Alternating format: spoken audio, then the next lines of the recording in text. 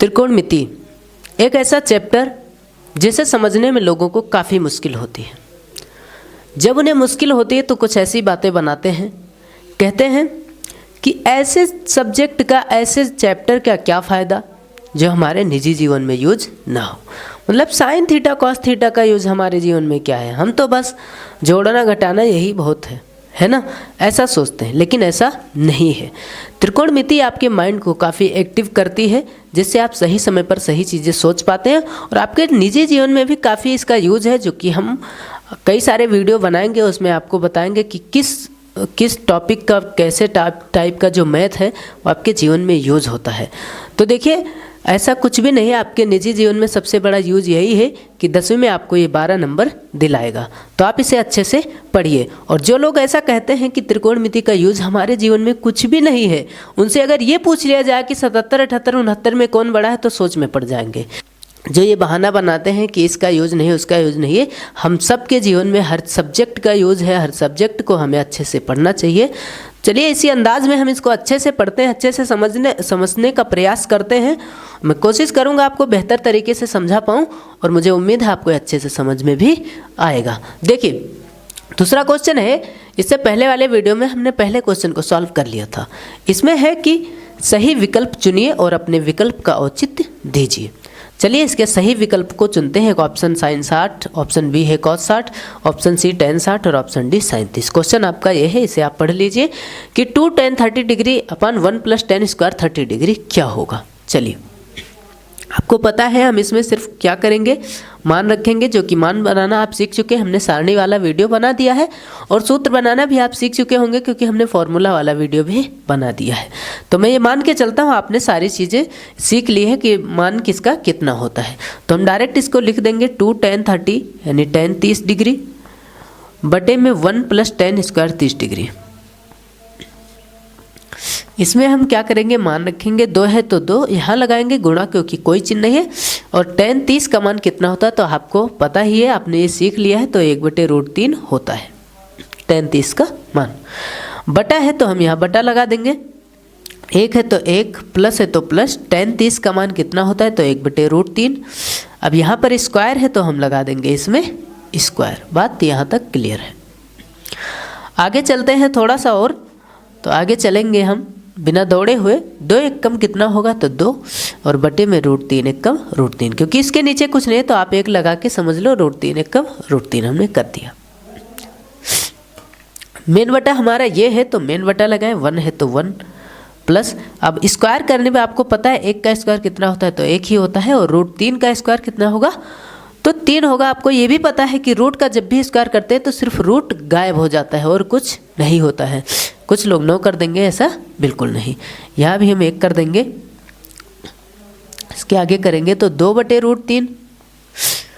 यहाँ देखिए, आपको पता है चाहे इसका एलसीएम ले ले और चाहे ऐसे तिरछा गुणा, 3 एकम 3 प्लस 1 एकम 1, 3 और 1 कितना हो जाएगा 4। डायरेक्टली करें, देखो 3 एकम 3 प्लस है तो प्लस, मन में आप सेव कर लीजिए, 3 एकम 3 प्लस है तो प्लस, 1 एकम 1, 3 और 1 कितना हो गया तो ये हो गया 4, और बटे में 3 एकम 3।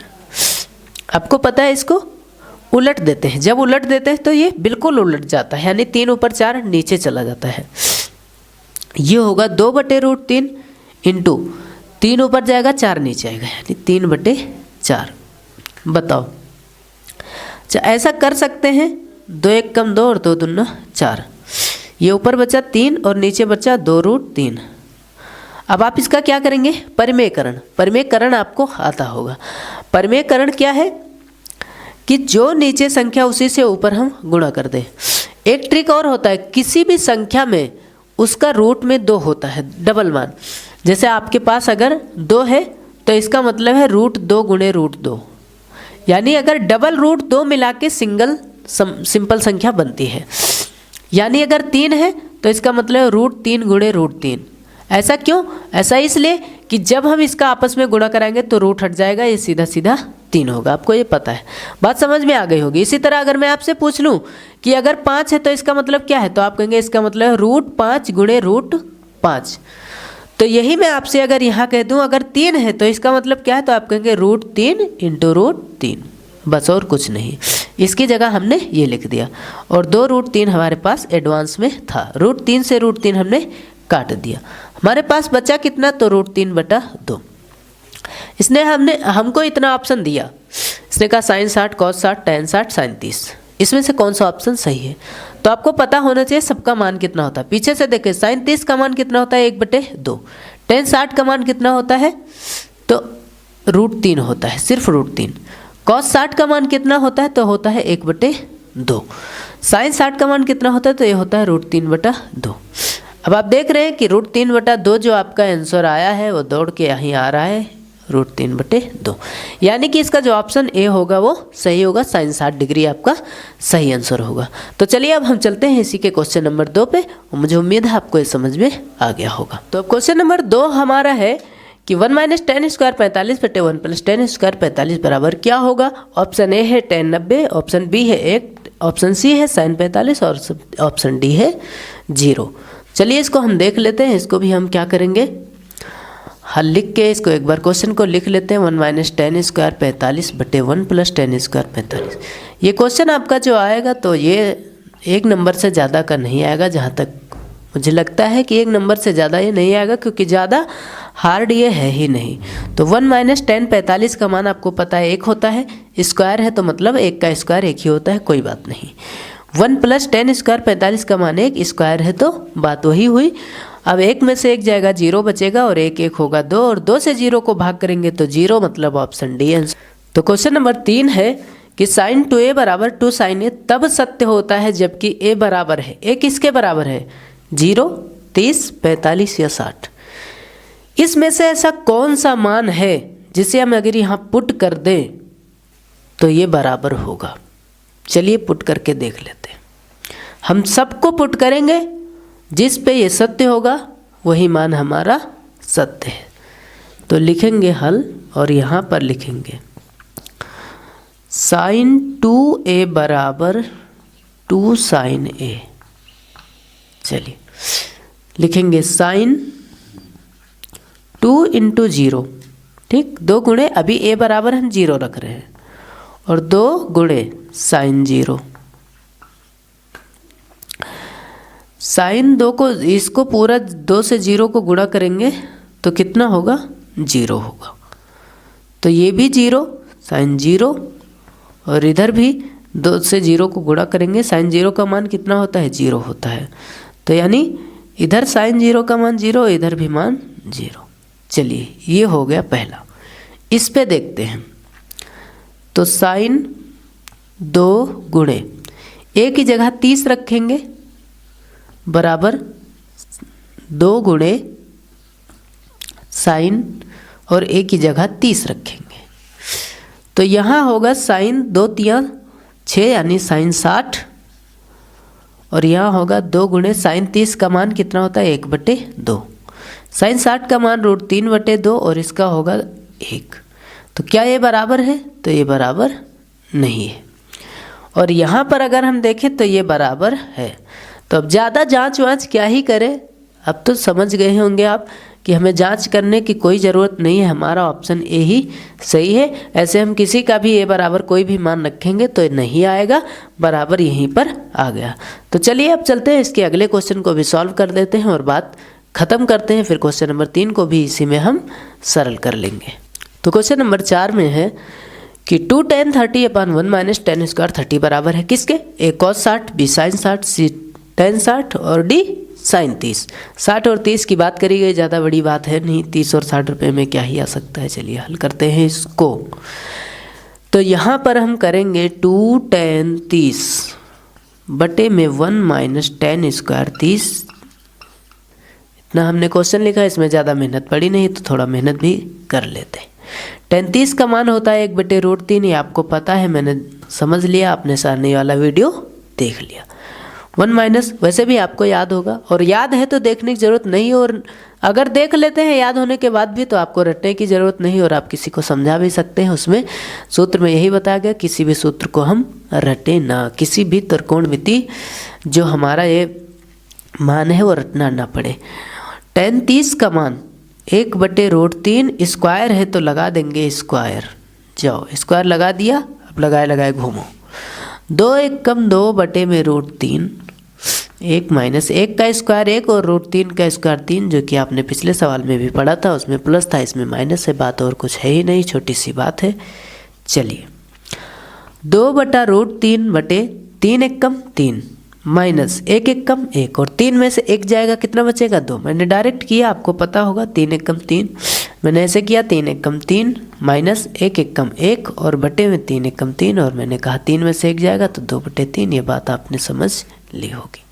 चलिए 2 बटे √3 रहेगा और 2 बटे 3 उलट जाएगा, उलटने के बाद 3 ऊपर 2 नीचे ऐसे पलटेगा। चलो भाई ये पलट गया, 2 से 2 कट गया, कोई दिक्कत वाली बात नहीं है। और मैंने कहा 3 का मतलब होता है √3 गुणे √3 और बटे में √3, परिमेयकरण इसी को कहते हैं। √3 से √3 हमने काट दिया, हमारा जो बचा वो कितना बचा √3। अब आपसे पूछूं मैं कि √3 कहाँ होता है तो आप कहेंगे त्रिकोणमिति में। अगर मैं सारणी देखूं तो वहाँ पर ये होता है √3 बराबर tan 60 डिग्री पे, और tan 60 डिग्री जो होगा वो हमारा ऑप्शन सी है, यानी ऑप्शन सी हमारा हो गया आंसर। तो चलिए इसके क्वेश्चन नंबर 3 को भी सॉल्व कर लेते हैं, 4 को भी सॉल्व करते हैं, काम ही खत्म कर देते हैं।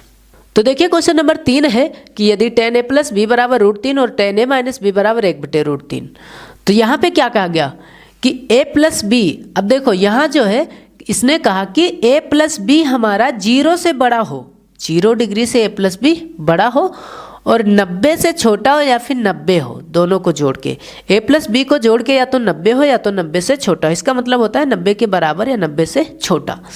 ठीक, फिर कहा गया a बड़ा है b से और a जो है वो b से बड़ा होना चाहिए और a और b का मान ज्ञात कीजिए। चलो कोई बात नहीं, इसको ज्ञात कर लेते हैं। क्वेश्चन डायरेक्ट लिखते हैं कि tan a प्लस, इसका मतलब ये है, एक बात और ध्यान रखिएगा कि 90 से बड़ा नहीं होना चाहिए और b को जोड़ के, मतलब, और 0 से छोटा नहीं होना चाहिए, मतलब 30, 45, 60 इसी के आसपास होना चाहिए। चलिए tan a प्लस b बराबर √3, ये बात है। दूसरी बात ये है कि tan a माइनस बी बराबर 1 बटा √3, ये भी बात है। चलो कोई नहीं, यहाँ लिखेंगे tan a प्लस बी बराबर, tan के सेंस में देखें तो tan वाली सारणी में देखें √3 कहाँ पे होता है तो आप कहेंगे ये तो tan 60 पे होता है भाई, ये तो देखा है हमने सारणी में कि tan 60 पे होता है √3, tan 60 का मान √3 होता है। इधर भी देखें तो tan a माइनस बी बराबर 1 बटे √3 कहाँ होता है tan में, तो आप कहेंगे ये tan 30 में होता है, tan 30 का मान 1 बटे √3 होता है। tan से tan कैंसिल, tan से tan cancel. a plus b बराबर कितना है 60 डिग्री, ये हो गया समीकरण 1। और a माइनस बी बराबर कितना है तो वो है 30 डिग्री, ये हो गया समीकरण। देखो a माइनस बी बराबर 30 डिग्री हमने लिख लिया। विलोपन विधि आपने पढ़ा था, बिल्कुल पढ़ा था। लिखेंगे समीकरण 1 और 2 को जोड़ने पर, 1 और 2 को जोड़ने पर, जोड़ दीजिए। तो इधर लिख देते हैं a प्लस बी बराबर 60 डिग्री और a माइनस बी बराबर 30 डिग्री, यही तो है। इनको जोड़ देंगे, जोड़ने पर ये ख़त्म, a हो गया 2a, 60 30 हो गया 90, तो a बराबर हो जाएगा 90 बटे 2। तो यहाँ हम अगर इसको भाग करें तो कितना होगा 45 डिग्री, मतलब a जो आया वो कितना आया 45 डिग्री आया। चलिए अब यहाँ हम देख लेते हैं इसको क्या करेंगे, समीकरण 1 का मान हम समीकरण 2 में रख देंगे। समीकरण 1 का मान 2 में रखने पर, चलिए 1 का मान 2 में रख देते हैं। अरे भाई 1 का नहीं, सिर्फ a का मान, a का मान 2 में रखने पर या फिर 1 में, किसी में भी रख दो। तो 2 हमारा है a माइनस बी बराबर 30 डिग्री, a कितना आया 45 माइनस बी बराबर 30 डिग्री। और आप एक में भी रख देते तो बात वही होती, 60 में से ये 45 घट जाता 15 आता।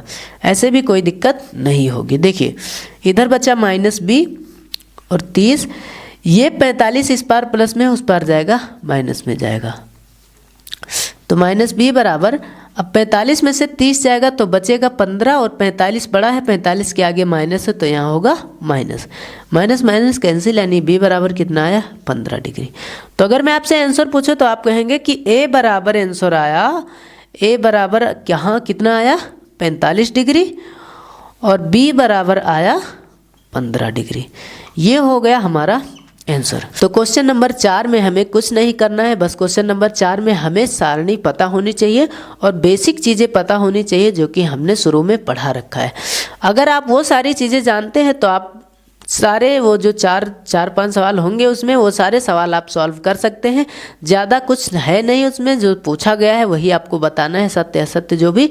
अगर तब भी आप नहीं समझ पाते हैं, आप क्वेश्चन को ध्यान से पढ़िए और उसको सॉल्व करिए, मुझे विश्वास है आप कर लेंगे।